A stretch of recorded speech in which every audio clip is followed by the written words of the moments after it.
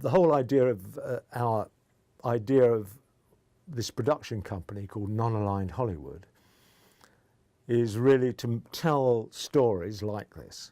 Like I said earlier, the Russians won the Second World War. I grew up thinking John Wayne won the Second World War because of the propaganda and the bollocks that we were all told about. But the Russians won the Second World War. And we're still on that gig about demonising Russia because they made that sacrifice, much greater than ours. Yet we still claim a responsibility for the victory, and it's bollocks and it's wrong.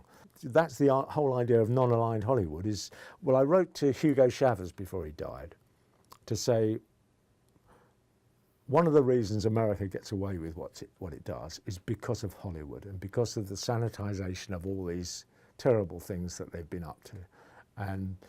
And so why don't we form a company called Non-Aligned Hollywood? And then he died.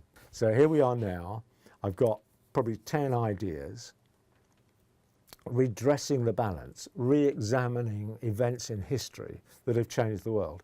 9/11, for instance.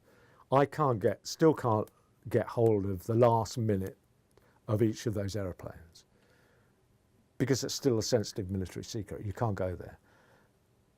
You know, when it first happened, I said, this is bollocks. This can't be the case. How could this have happened? You know, they spent the Federal Aviation Authority justify their whole existence by the fact they know where every aeroplane in America is at any one time. They justify their whole existence on that. And when an aeroplane's transponder drops out or they fail to communicate, that is automatically assumed to be hijacked. And within a minute, they guarantee, this is in their manifesto, or in their prospectus, I suppose you call it, that they will have an F-16 on a wingtip of any errant aeroplane within a minute. Now, 45 minutes before wheels turned on 9/11. So, you know, what happened to that communication? We're told there was a catastrophic failure in communication, but why only on that day? Why not before or since? Because they have up to 100 instances a year of planes dropping out of radio contact. And an F-16 goes up on the wingtip and they'll either have a look at the pilot to see if the pilot's unconscious or they'll look at it. And so this happens regularly, but 9/11 it didn't. Nothing happened on 9/11. And you get the transcripts of various people saying, is this an exercise? What's going on here? And Cheney issued an instruction that they would have an exercise on that day. Now, all sorts of extraordinary events happened that they were told, they were warned by British intelligence that an Al-Qaeda cell was going to fly planes into the Twin Towers. Now, they were given that 6 weeks before 9/11. They were also given a warning by Mossad, Israeli intelligence, by the DRG, the French intelligence. They were given these really elaborate warnings that this is about to happen. So why ignore them? And then when we were told that, when we questioned them about, I didn't, but when people questioned them about why nothing happened, you know, and he said, well, it was this catastrophic failure in communication, and we were having an exercise, and no one quite knew what was going on. But no one's been chastised for it. No one's been sacked. They've all been promoted, moved out, moved sideways. And I think I tweeted the other day, which, you know, when somebody ranted about it, and I just said, it's either one or the other. It's either excruciatingly incompetent or criminally complicit. It must be one or the other. And I have to say, I think it's the latter. I think probably what happened was the cell about which all the foreign intelligence knew was going to happen, CIA and FBI knew it was going to happen, and the authorities knew that it was going to happen. Because all the CIA officers that tried to, and I've got a letter that, I've got 3 of them on camera saying this, they tried to warn head office and were fired for saying, there's something about to happen, something's not right here. Why are you training these pilots at Pensacola Air Force Base? And they're all trained at an Air Force base in Florida. That's another thing that, you know, weren't told about. All these pilots were trained down there, and they gave the Air Force Base in Pensacola as their postal address. Mohammed Atta, who was supposedly the leader, was resident at Pensacola Air Force Base. He was taught to fly at Pensacola Air Force Base. Now, they've got no files. They've lost all the files relevant to his stay there. You know, like they've lost the files of they've lost the footage of the airliner going into the Pentagon, because 20 minutes after the plane hit the explosion, it wasn't a plane, because I can prove that now. As soon as that vehicle hit the Pentagon, the local petrol station, which had a video down the road and would have shown that plane, had their tapes confiscated within 20 minutes of that explosion. So it was calculated. They knew what they were doing. And also, around the Pentagon, they got thousands of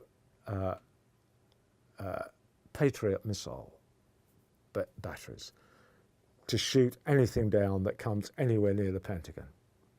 And they were disabled that day for some extraordinary reason, because if that had been an airliner, it would have been shot down long before it got to, automatically. Not, you know, no one would have had to push a button, but it would have automatically been shot down.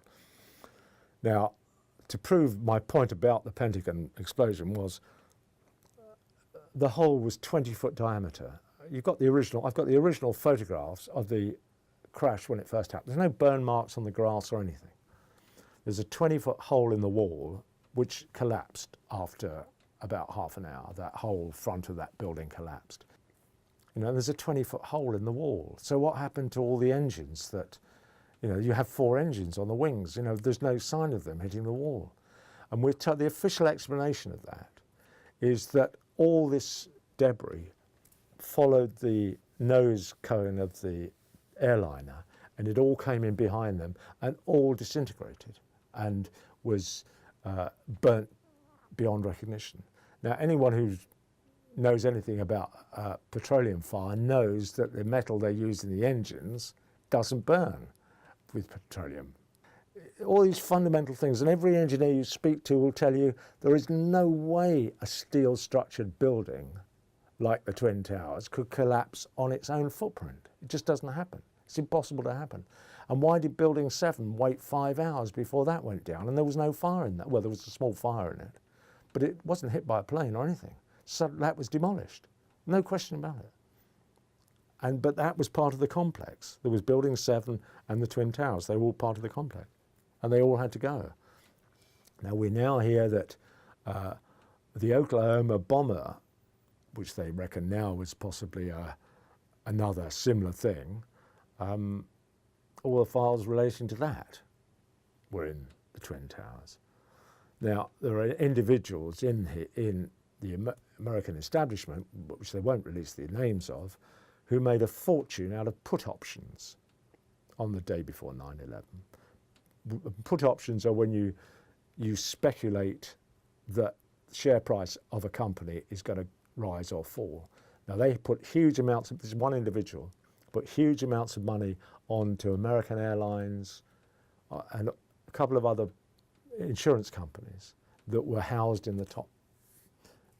Put huge amounts of money on that and made an absolute fortune. They won't release the information on who that was. Now, because obviously all the share prices plummeted of American Airlines and the other related people, this individual made a fortune, because that's the whole idea of put options, is that if it goes up, you make a fortune. If it drops, you lose your money, or vice versa. Anyway, so that 9/11 is by no means clear. There's an awful lot of mess attached to that. So that needs to be revealed properly. That needs to be explored properly. And I'm fed up with being branded a traitor and a conspiracy theorist because of this evidence. You know, that's the way I've been dismissed, and my findings have been dismissed all the way through all these things I want to make. You're a conspiracy theorist, and it's such an easy label to give somebody, and because of the way it goes, you know, and you've got to bear in mind the press is owned by all the same people that own the arms companies, and it sounds conspiratorial, but it is, you know, a conspiracy is when 2 people decide to do something, And that is the dictionary interpretation of a conspiracy. So, you know, I am a conspiracy theorist because I believe in a lot of this. And I've seen the way the Americans and the British behave. It's outrageous. It's disgusting. You know, we're not the noble democratic race that we have the world believe we are.